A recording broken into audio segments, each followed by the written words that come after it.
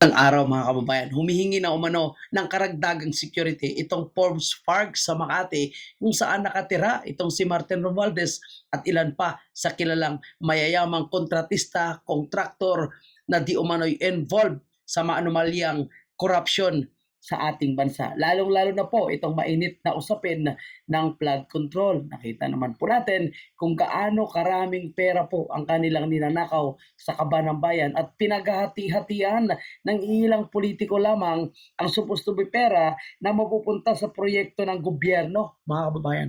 So wag natin patagalin, panoorin muna natin ang balita mula sa Billionaire News. Humihiling ng mas mahigpit na security sa kanilang asosasyon ang mga residente ng exclusive village na Forbes Park sa Makati. Nako. May magaganap kasi ng rally laban sa korupsyon sa Sabado, September 13 at pangamba nila na lulusubin ang kanilang subdivision. Sabi naman ng management ng katabing Manila Polo Club Townhouse, walang dapat ikabahala ang mga residente dahil aware sila sa sitwasyon at gumagawa na sila ng mga hakbang para sa dagdag na seguridad. Gustong maiwasan ng mga residente ang gulo gaya ng mga protesta sa Nepal at Indonesia. So alam niyo mga kababayan po natin ako nakikita ko na hindi imposibleng mangyari po sa Pilipinas ang nangyari po sa Indonesia at sa Nepal. Lalong-lalo na kung hindi po mare-resolve pa ang isyong ito. At alam na kasi ng taong bayan kung sino talaga ang tunay na involved. At yun nga po, no, hindi po huhihingi ng karagdagang security itong Forbes Park kung wala po nakatira sa kanila na mga mayayaman na involved po dito sa corruption na sinasabing bulto-bulto na pera at ang kanilang vault ay puno daw po ng pera, mga kababayan. So talagang kakabahan po sila, lalong-lalo na kung lalabas na yung mangyayaring investigation dito, puro lang paglilinis at pagtakpan ang mga magnanakaw na mga politiko dito. O, tingnan natin yan mga kababayan ang ginawa nila sa House of Representatives.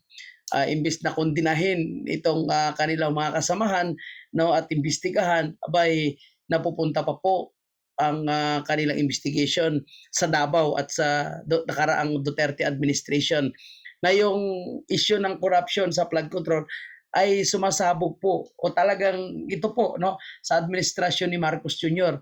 At kahit si Diskaya, no, na sinasabi niyo marami siyang kontrata sa nakaraang administrasyon ay hindi nga nila nagagawa yung mga substandard, hindi rin po nagkakaroon ng bigayan. Kung may mga humihingi, hindi natutuloy at natatakot dahil napakaigpit po ang Duterte administration.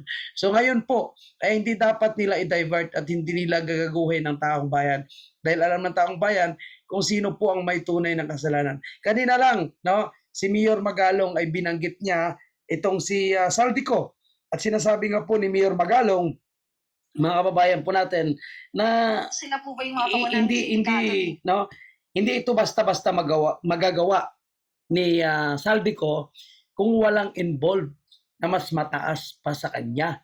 Ito, pakinggan niyo ito. mga pangunahing sindikato dito sa anomalya, yung mga kongresista? Walang kaduda-duda naman Iyon. Marami. Walang kaduda-duda, sabi ni Mayor Magalong. Lipan natin Sila involved. Walang kaduda-duda yan.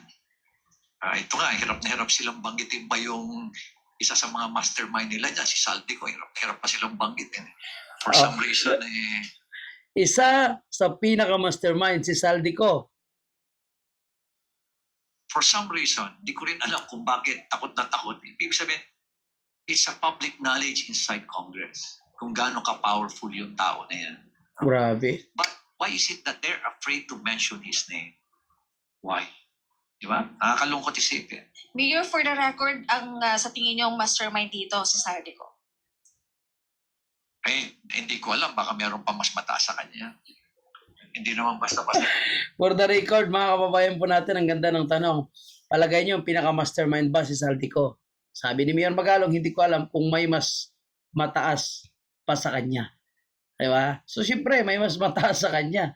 And siguro, hindi lang direct na masasabi ni Mayor Magalong, pero alam niya, no? At alam naman natin lahat, no? Kumbaga public knowledge yan, kung sino yung mas mataas kay Saldico. So, kung sino yung pinaka-head dyan sa House of Representatives na ngayon ay pilit nilang dinadivert at iparatang sa mga miyembro ng Senado itong sinasabi nilang kumukuha ng porsyento sa mga kontraktor, mga kabayan po natin. Yan, nalapit na yan, oh. Kahit sinasabi pa kanina ni Bongbong Marcos na hindi siya naniniwala sa sinasabi ni Diskaya na may kinalaman si Martin Romualdez. Siyempre, pinsan niya po yan, hindi niya talaga ididiin. Pero dito natin malalaman, alam niyo mga kababayan, kung talagang kaya pong panindigan ni Mayor Magalong ang kanyang sinasabi na ito po ay magiging patas, walang sasantuhin.